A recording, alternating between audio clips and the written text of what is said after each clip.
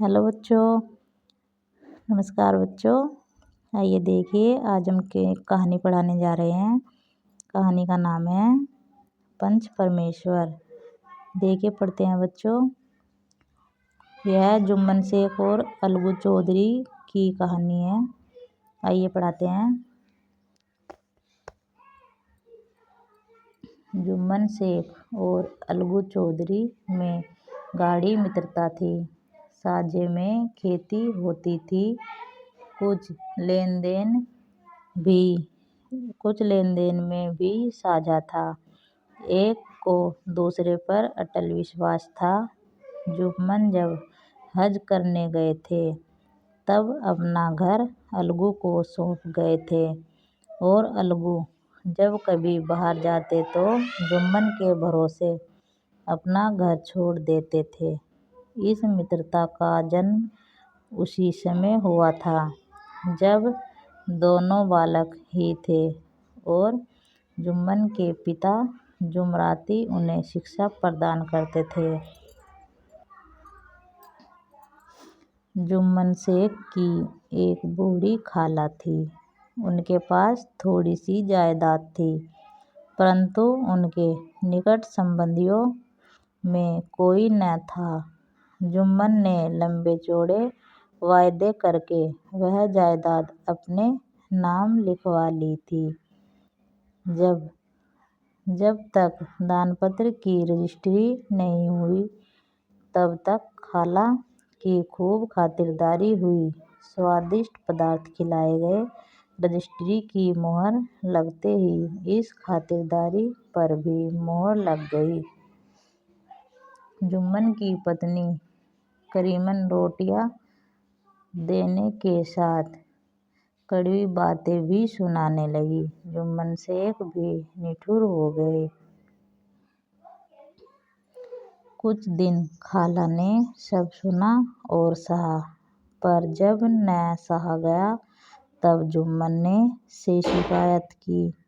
जुम्मन ने गृहस्वामिनी के प्रबंध में दखल देना उचित न समझा।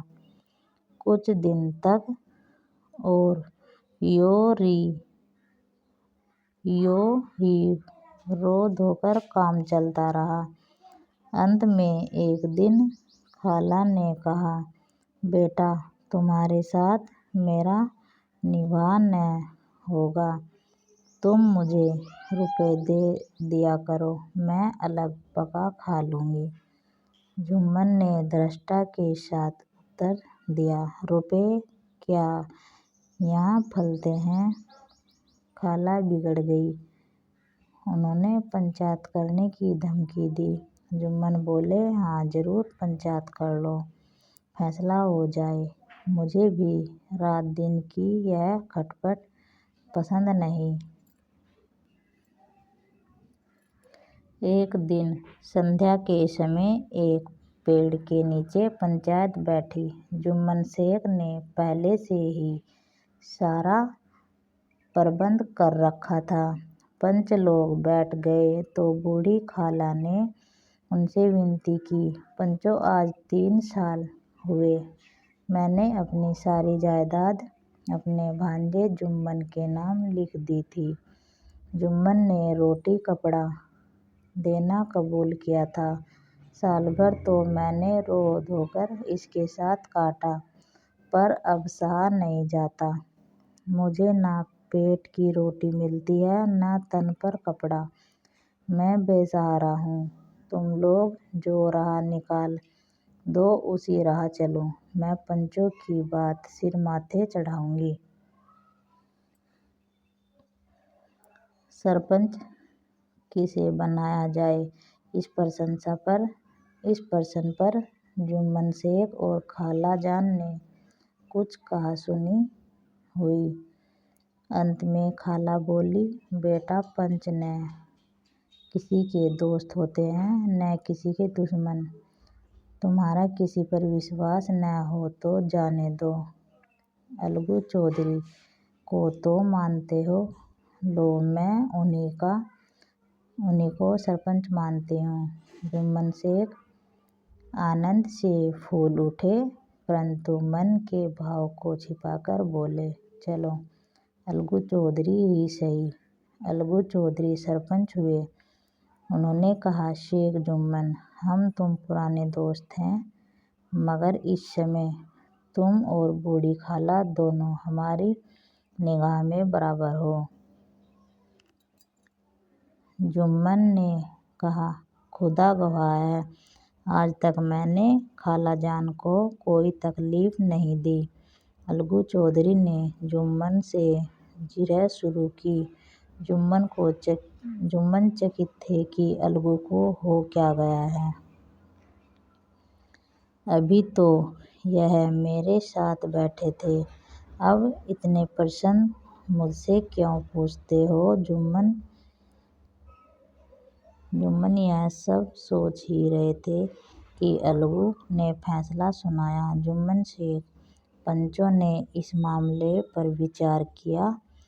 उन्हें यह उचित होता है कि खालाजान को माहवार खर्च दिया जाए, बस यही हमारा फैसला है। अगर खर्च देना मंजूर न हो तो रजिस्ट्री रद्द समझी जाए। फैसला सुनते ही जुम्मन सन्नाटे में आ गए।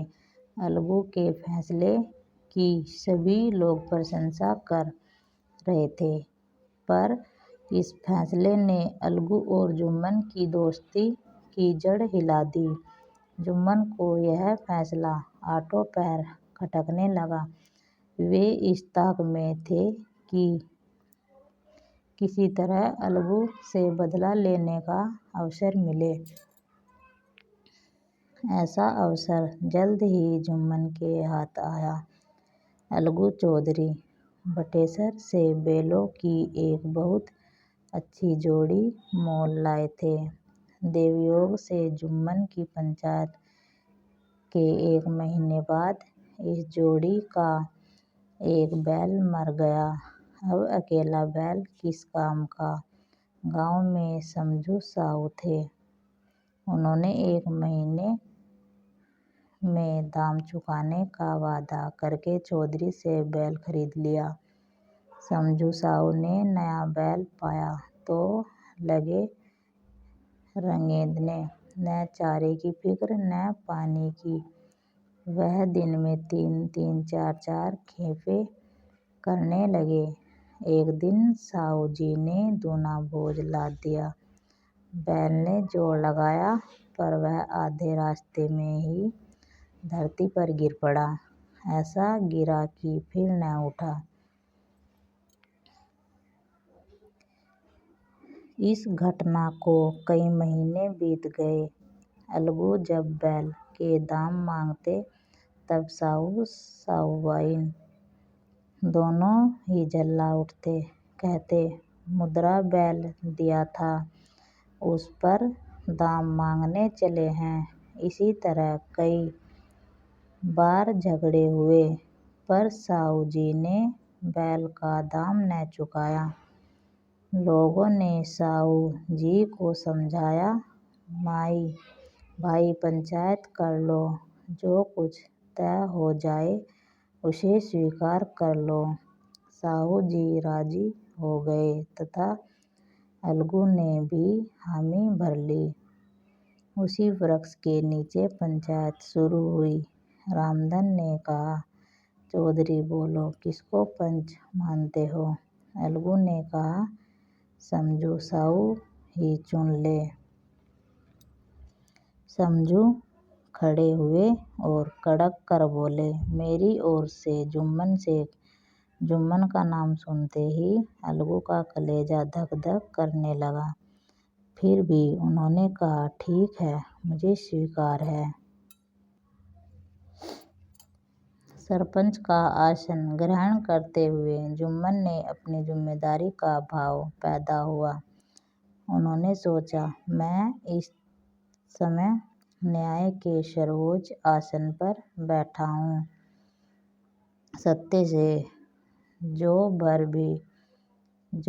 भर भी टलना मेरे लिए उचित नहीं। पंचों ने दोनों से सवाल जवाब शुरू किया। बहुत देर तक दोनों अपने अपने पक्ष का समर्थन करते रहे। अंत में जुम्मन ने फैसला सुनाया, अलगू चौधरी और समझू साहू पंचों ने तुम्हारे मामले पर अच्छी तरह विचार किया। समझू के लिए उचित है कि बैल का पूरा दाम दे। जिस समय उन्होंने बैल लिया था उस समय को उसे कोई बीमारी न थी। बैल की मृत्यु केवल इस कारण हुई है कि उसे कठिन परिश्रम लिया गया और उसके दाने चारे का प्रबंध नहीं किया गया। अलगू चौधरी फूले न समाये, उठ खड़े हुए और जोर से बोले, पंच परमेश्वर की जय। साथ ही सभी लोगों ने दोहराया, पंच परमेश्वर की जय। थोड़ी देर बाद जुम्मन अलगू के पास आए और उनके गले से लिपट गए। अलगू रोने लगे। इस पानी से दोनों के दिलों का मैल धुल गया। मित्रता की मुरझाई हुई लता फिर हरी हो गई। देखिए बच्चों, यह कहानी प्रेमचंद की लिखी हुई है। इस कहानी के रचयिता है बच्चों प्रेमचंद। सन 1880-1936 हिंदी में कथा सम्राट के रूप में जाने जाते थे। उन्होंने हिंदी तथा उर्दू में लगभग 300 कहानियाँ तथा अनेक श्रेष्ठ उपन्यासों की रचना की। इनके उपन्यासों में गोदान, गबन तथा कहानियों में ईदगाह, पूरा की रात, दो बैलों की कथा, कफन आदि प्रमुख है। मानसरोवर इनकी कहानियों का संग्रह है।